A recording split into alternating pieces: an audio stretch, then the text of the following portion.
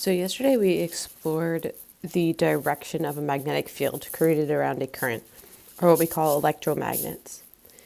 Today we'll explore the actual mathematics behind the magnitudes of the values of magnetic fields that currents create. So what we're going to do is something very similar to Gauss's law. It's called Amperes Law. And just like Gauss's law, it's going to involve this kind of closed surface, actually not surface, closed line integral. This is this symbol here, closed line, which means a loop or a square, something that starts at one spot and comes back on itself, like that, or like this, or maybe an oval. It doesn't really matter the shape as long as you can close it back on itself. Again, you're going to have this dot product just like you did with Gauss's law. And so you want to exploit symmetry so that you never have to actually integrate this side. So you want to make a closed line that is the shape that will mock the symmetry of the B. So look at what the B is doing. Is the B making a circle? Is the B making a line? And then you're going to make some sort of closed loop that will mock that symmetry so that our dot product is always just cosine of 0 or cosine of 180. Now, you might not be exactly sure what the dl vector is. dl is a little bit of length and can be derived in whichever direction you'd like. So dl can be like this, or a little section like this, dl. Since with our right hand we know the direction of B, for example, if B is this direction, we'll also make our dl in that direction, so that we never have to have cosine 180s actually. But sometimes we'll end up where we choose to make parts of our dl have cosine of 90 values so that they just go away. So this will always be our side that we will make due to symmetry. Now what you're going to do is you're going to make that loop to enclose some current. So instead of Gauss's law, we have closed charge, we have enclosed current. And instead of Gauss's law, let me just write that out for you. E dot dA vector is Q enclosed over epsilon naught. So now on the right side here, there was epsilon naught with Gauss's law. With magnetism, we have mu naught. Mu naught is the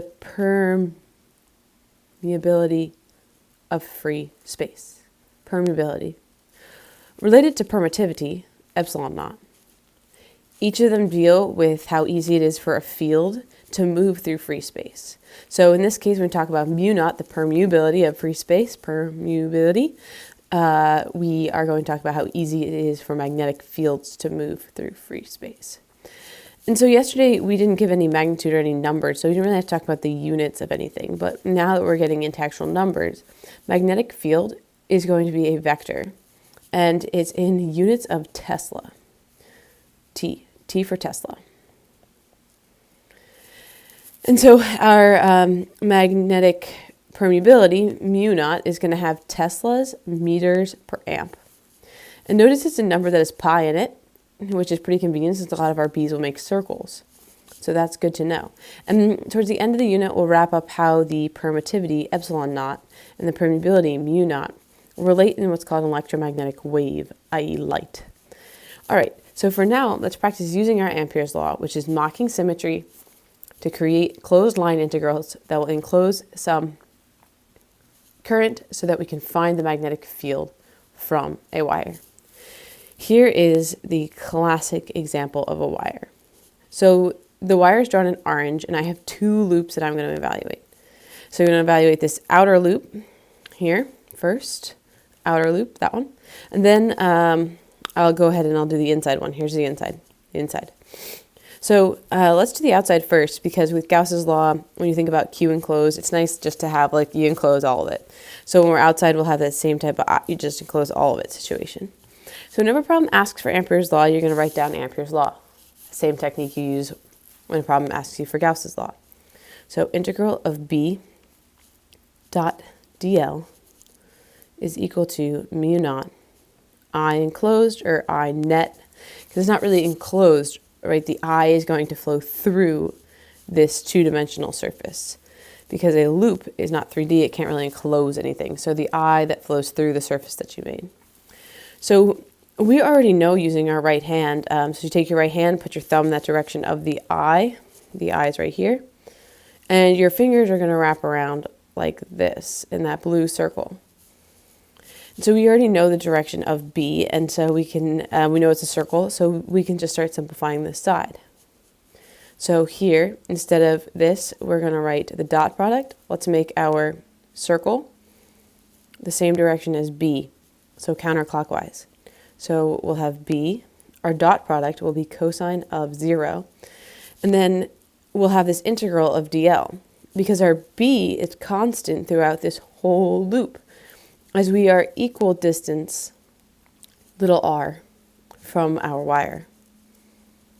And now you come to that spot, same in Gauss's law, where you don't actually have to integrate the dl because you know what the full loop's length is. The full loop's length is just 2 pi little r. Just be careful the difference between little r and big R. This wire has an actual diameter of big R. See? Big R. But the loop we're making is out here at position little r. And this is asking about the loop we're making.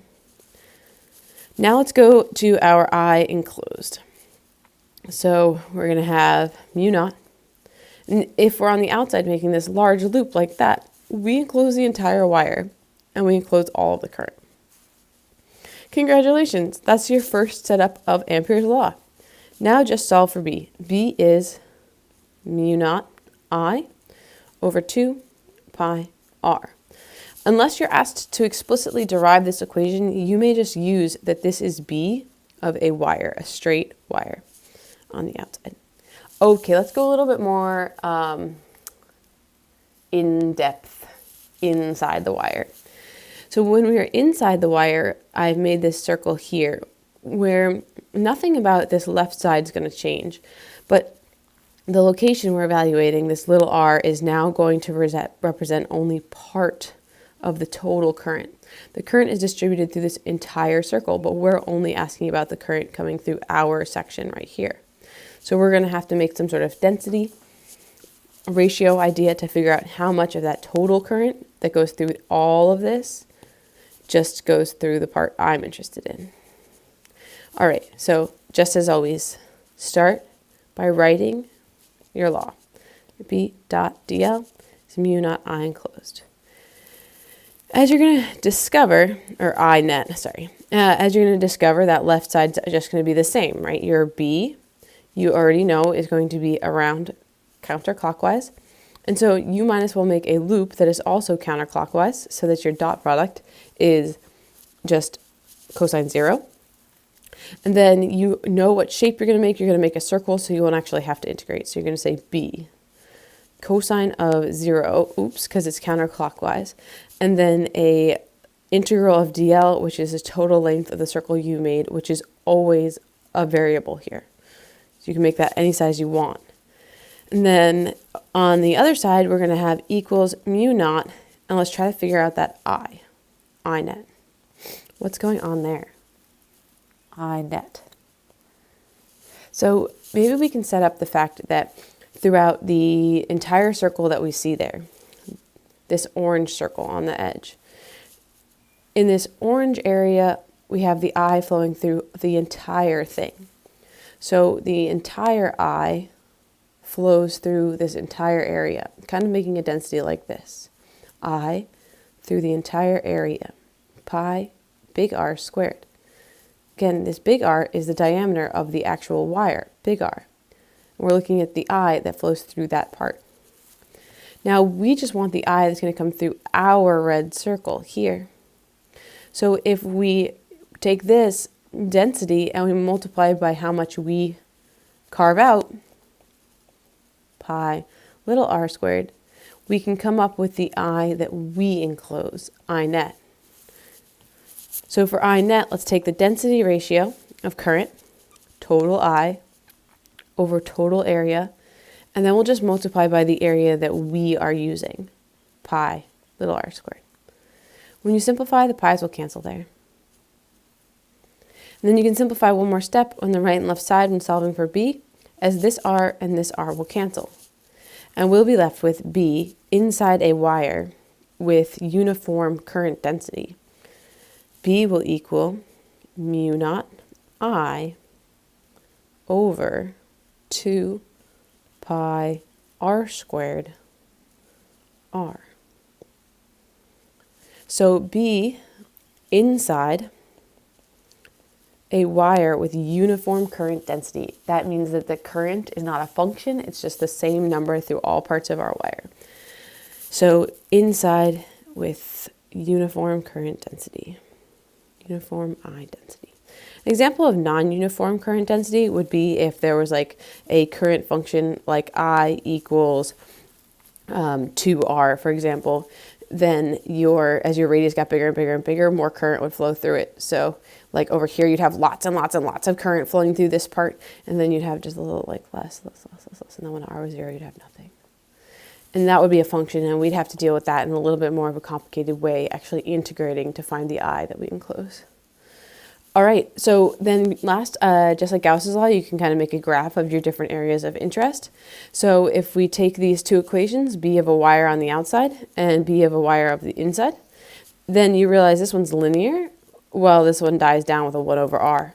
So inside the wire, inside, we just have this linear function where we get more and more and more magnetic field coming from our wire. And outside, we just drop down. Whew. Now, we should take a moment and think about what B values we might expect to get from a real world problem. So in our packet, we'll flip to that page.